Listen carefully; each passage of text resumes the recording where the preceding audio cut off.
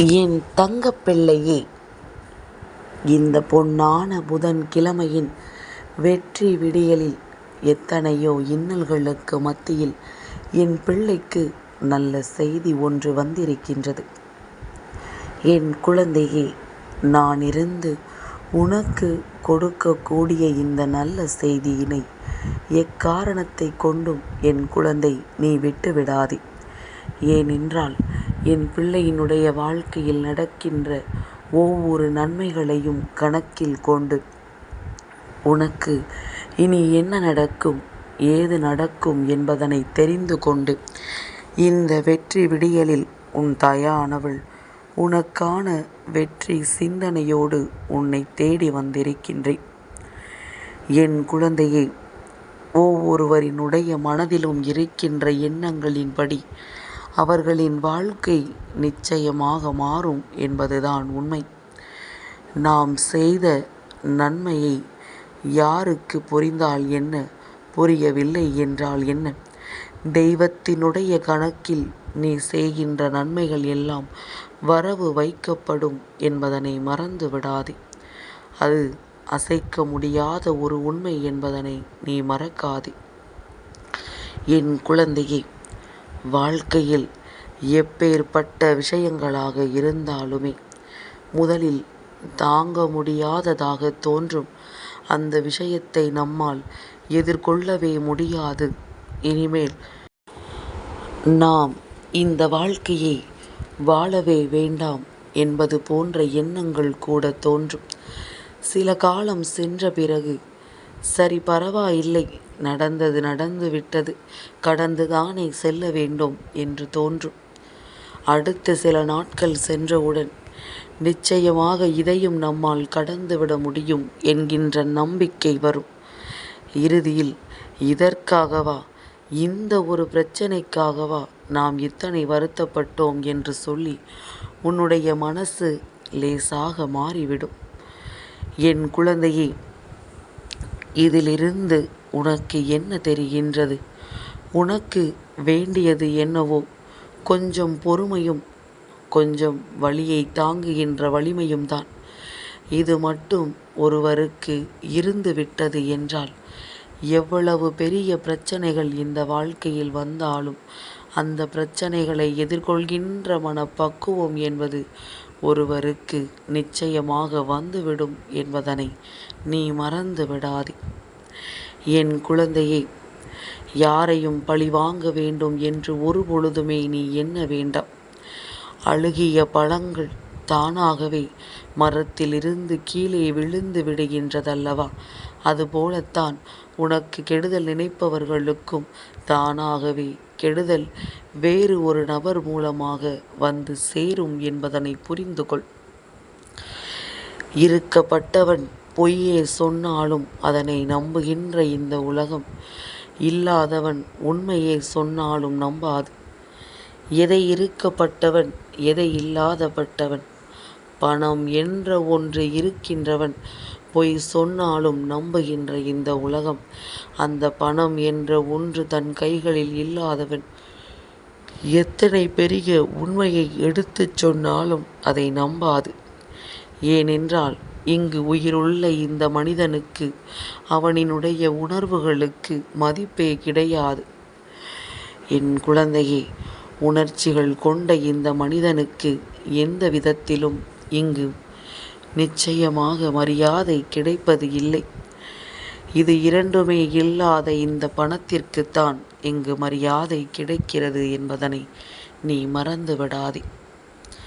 இப்படியாக இந்த வாழ்க்கை உன்னை சுற்றி நடத்துகின்ற ஒவ்வொரு விஷயங்களையும் சரியாக புரிந்து கொண்டு என்ன நடக்கிறது, ஏது நடக்கிறது என்பதனை நீ தெரிந்து கொள்ளும் பட்சத்தில் உன்னோடு நான் இருந்து உனக்கு நடத்துகின்ற அத்தனை விஷயங்களும் உனக்கு மிக பெரிய மாற்றங்களை கொடுக்கும் என்பதனை நீ தெரிந்து கொள்வாய்.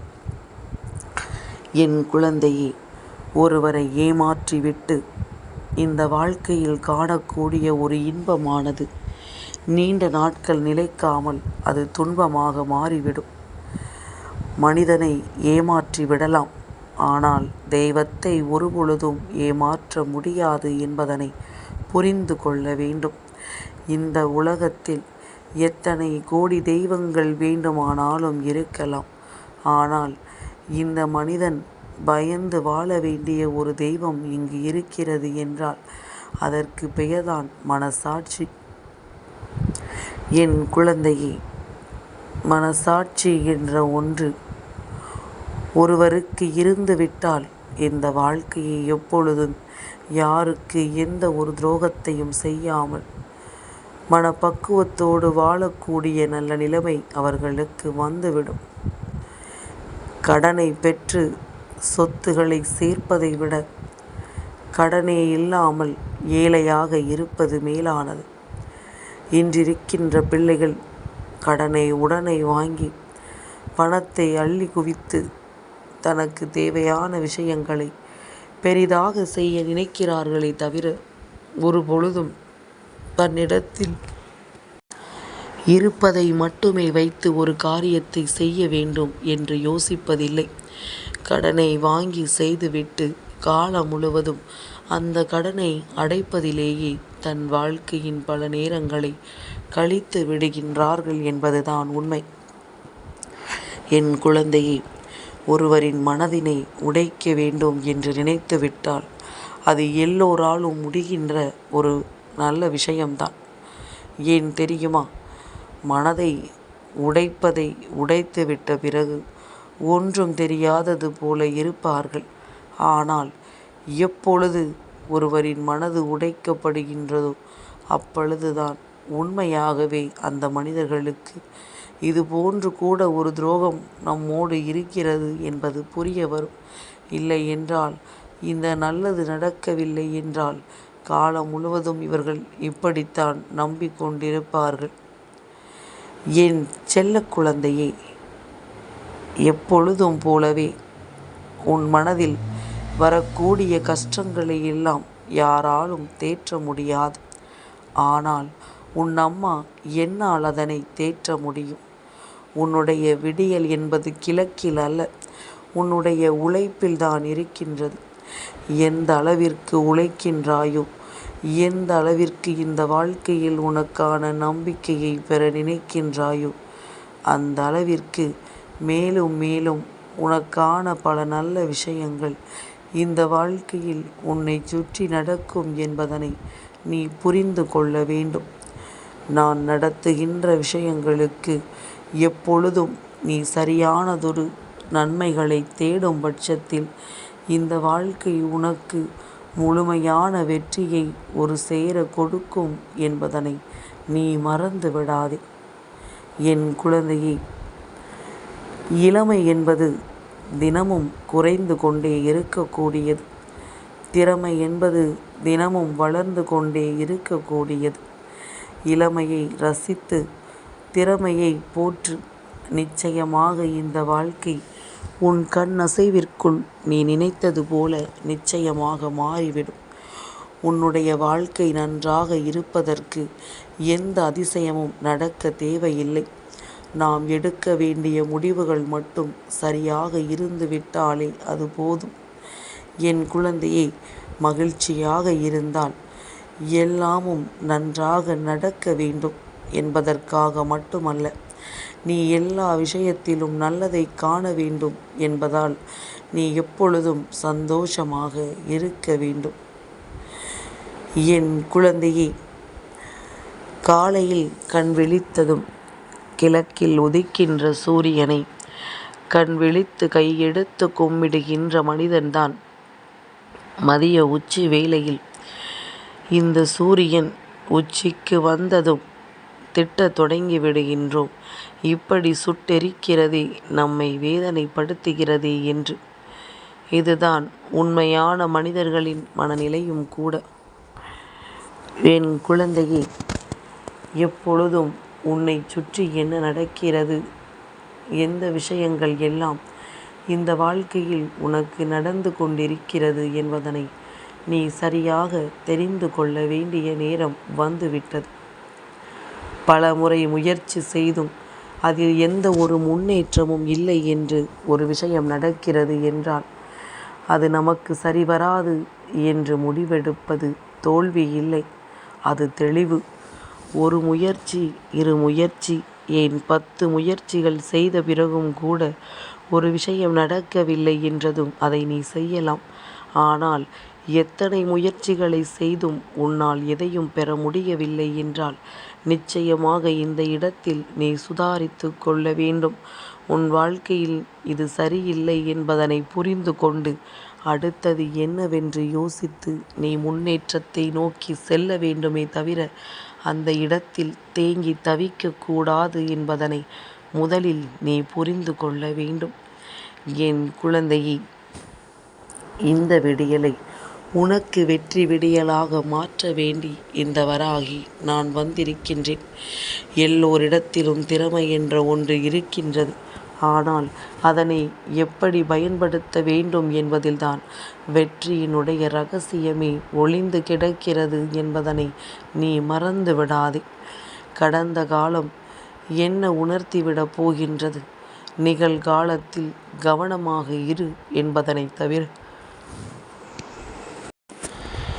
என் குழந்தையே, ஒவ்வொரு விஷயங்களும் உனக்கு ஒவ்வொரு அனுபவங்கள். இதனை தெரிந்து கொள்ளும் பொழுது இந்த வாழ்க்கையில் மேலும் மேலும் உனக்கான பல நன்மைகள் உனக்கு நிச்சயமாக கிடைக்கும்.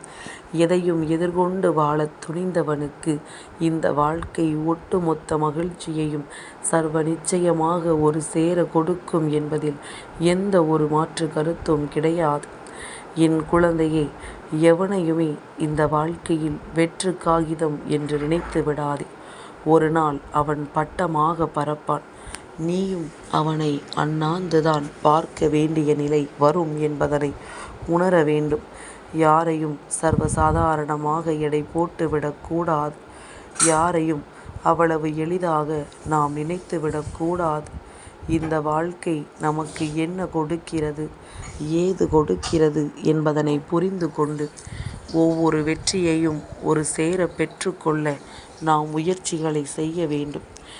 எவ்வளவு நல்ல மனிதனாக ஒருவன் நடித்தாலுமே அவனினுடைய உண்மையான இயல்பை இந்த காலம் இன்னொருவருக்கு நிச்சயமாக காட்டி கொடுக்கும் என்பதனை மறந்து விடாதே.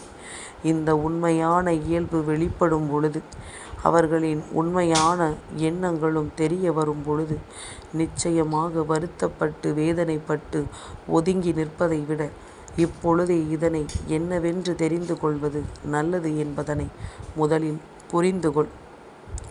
என் குழந்தையே, இன்று உனக்கு ஒரு அம்மா விஷயத்தை சொல்கிறேன், சற்று கவனமாக கேள். மது குடிப்பவன்தான் கெட்டவன் என்று அர்த்தம் கிடையாது. ஆனால் குடிக்காமலேயே அடுத்தவன் குடியை கெடுப்பவனும் இங்கு கேடு கெட்டவன் என்பதனை புரிந்து கொள். அடுத்தவர்கள் வாழ்க்கையில் கெடுதலை நினைக்கின்றவனும் இங்கு மிக பெரிய பாவத்திற்குரியவன் என்பதனை புரிந்து கொள். தனியாக நடக்க எப்பொழுதும் தயாராக இரு. ஏனென்றால் உன்னோடு இந்த வாழ்க்கையை தொடங்குகின்ற பலர் நீ முடிக்கும் பொழுது உன்னோடு வந்து கொண்டிருக்க மாட்டார்கள் என்பதனை நீ தெரிந்து கொள். சகிப்பு தன்மையினுடைய அளவை பொறுத்தே இங்கு உறவுகளினுடைய ஆயுள் காலம் நிச்சயமாக அதிகரிக்கும் என்பதனை நீ புரிந்து கொள்ள வேண்டும். என் குழந்தையே, உன்னோடு நான் இருக்கின்ற இந்த நேரங்கள் இனி உனக்கு ஒவ்வொரு மாற்றங்களையும் சரியாக கொடுத்து கொண்டே இருக்கும். இந்த விடியலும் அப்படித்தான். சகிப்பு தன்மையினுடைய அளவை பொறுத்துதான் இங்கு ஒவ்வொரு உறவுகளின் ஆயுட்காலம் அதிகரிக்கும். இதனை நீ உணர்ந்து விட்டால் இந்த வாழ்க்கையில் எதையும் எதிர்கொள்கின்ற மனப்பக்குவம் உனக்கு வந்துவிடும் என்பதனை நீ மறந்து விடாதே. அத்தனை விஷயங்களையும் எதிர்கொண்டு இந்த வாழ்க்கையில் நமக்கான ஒவ்வொரு நன்மைகளையும் பெற்றுக்கொள்ளக்கூடிய தன்மை ஒவ்வொருவருக்கும் வந்துவிடும் என்பதனை நீ புரிந்து கொண்டால் அது போதும். இன்றைய நாளில் எந்த விஷயத்தை நீ செய்ய தொடங்கினாலும் அந்த விஷயம் உன் வாழ்க்கையில் மிக பெரிய வெற்றியை ஒரு சேர கொடுக்கட்டும். உனக்கு நல்லதே நடக்கும் என்பதனை நான் எப்பொழுதும் உனக்கான புரிதலில் நிறைவாக வைத்திருக்கிறேன் என்பதனை மறக்காதே. என் தங்கப்பிள்ளைக்கு இந்த வராகி அம்மாவினுடைய ஆசீர்வாதங்கள் எப்பொழுதும் உண்டு.